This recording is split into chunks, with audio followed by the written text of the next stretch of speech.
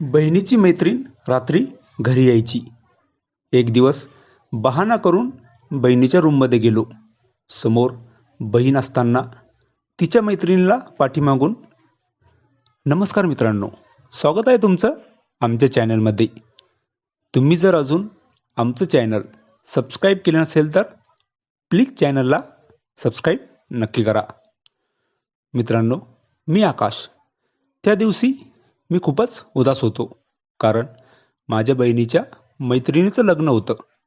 कारण मला तिच्यावर काही दिवसापूर्वीच प्रेम झालं होतं, पण ते प्रेम फक्त कामापुरतं होतं. माझी बहीण आणि माझ्या बहिणीची मैत्रीण दीपाली एकाच कॉलेजला होत्या. दीपालीला मी अगोदरपासून ओळखत होतो, पण कधी तिला बोललो नव्हतो. जेव्हा ती आमच्या घरी येत होती तेव्हा मी तिच्या मागेच लागलो होतो. पहिल्यांदा दीपाली आमच्या घरी आली होती तेव्हा तिला बघून माझ्या मनात थोडी हालचाल झाली होती, कारण अगोदरपासून ती आता खूपच सुंदर दिसत होती. थोडा वेळ ती आमच्या घरी थांबली.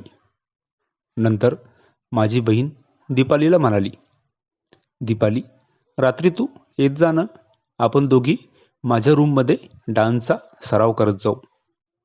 त्यांच्या कॉलेजमध्ये डान्सच्या स्पर्धा होत्या. दीपाली आता डान्सच्या सरावासाठी आमच्या घरी येऊ लागली होती. ती आता रात्री पण आमच्या घरी थांबत होती. मी तिला बोलायचा प्रयत्न करत होतो. ती जेव्हा रात्री घरी थांबली तेव्हा असं वाटलं की तिच्या जवळ जावं. मी तिला इशारा पण करू लागलो. दीपाली बाथरूमला चालली होती.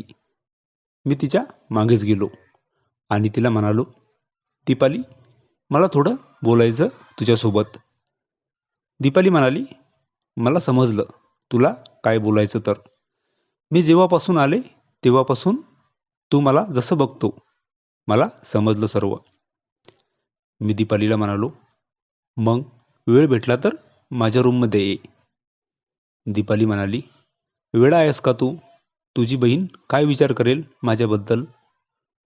दीपाली तर बहिणीच्या रूममध्ये गेली. मला तर झोपच येईना. मग मी बहाणा केला आणि बहिणीच्या रूममध्ये गेलो. बहिणीला म्हणालो, माझ्या रूमचा पंखा बंद पडला तर आज रात्री मी इथे झोपू शकतो का? माझी बहीण म्हणाली, हो, पण तुला खाली झोपावं लागेल, कारण बेडवर आम्ही दोघी आहे. बेडच्या बाजूला मी माझं अंथरूण टाकलं. मी ज्या बाजूला झोपलो होतो त्या बाजूला दीपाली होती. मला तर आता राहावेना. मध्यरात्र झाली आणि मी हळूच बेडवर गेलो. समोर बहीण होती. मी दीपालीला जाग आली आणि ती हळूच म्हणत होती, तुझ्या बहिणीला जाग येईल. मी तर दीपालीच्या तोंडावर हात ठेवला होता, तिचा आवाज येऊ नये म्हणून. आणि थोड्या वेळाने मी बेडच्या खाली आलो. नंतर 2 वेळा मी परत वरती गेलो होतो. जेव्हा पण दीपाली आमच्या घरी यायची तेव्हा मी तिला एकदा पण सोडलं नव्हतं. काही दिवसानंतर दीपालीचं लग्न झालं. ही कथा पूर्णपणे काल्पनिक असून वास्तविक जीवनाशी काहीही संबंध नाही. ही कथा फक्त मनोरंजनासाठी आहे. मित्रांनो, कथा आवडल्यास चॅनलला सबस्क्राईब करा. धन्यवाद.